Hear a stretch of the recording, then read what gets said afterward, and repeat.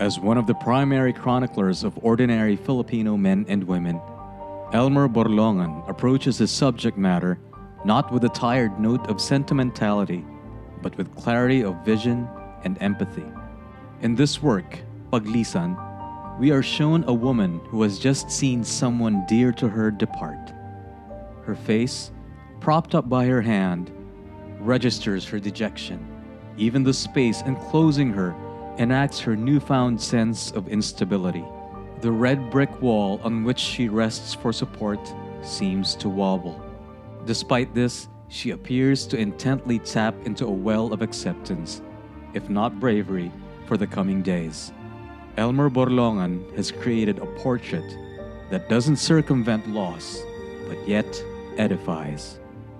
Symbolic figurative works of Jose John Santos III, the viewer usually detects a story.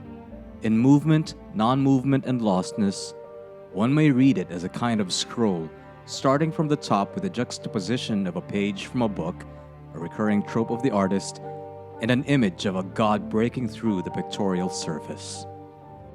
Beneath them are depictions of sculptures in contrapposto, which was one of the achievements of the classical Greek period, between which a pair of human legs are being lifted in a seeming act of transcendence.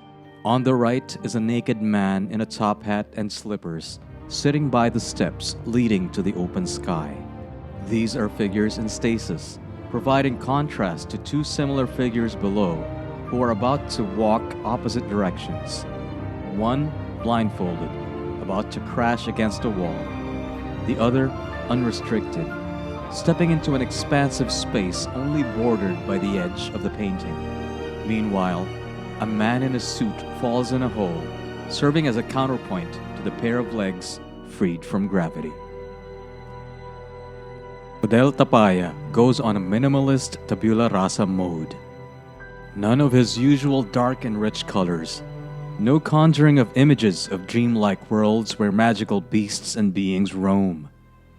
None of his usual narratives embedded in Filipino cultural history that offers sharp and often piercing commentary on contemporary life and issues.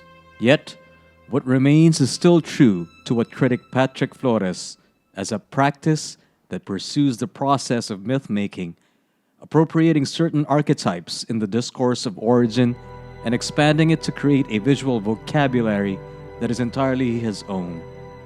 Pure enigma.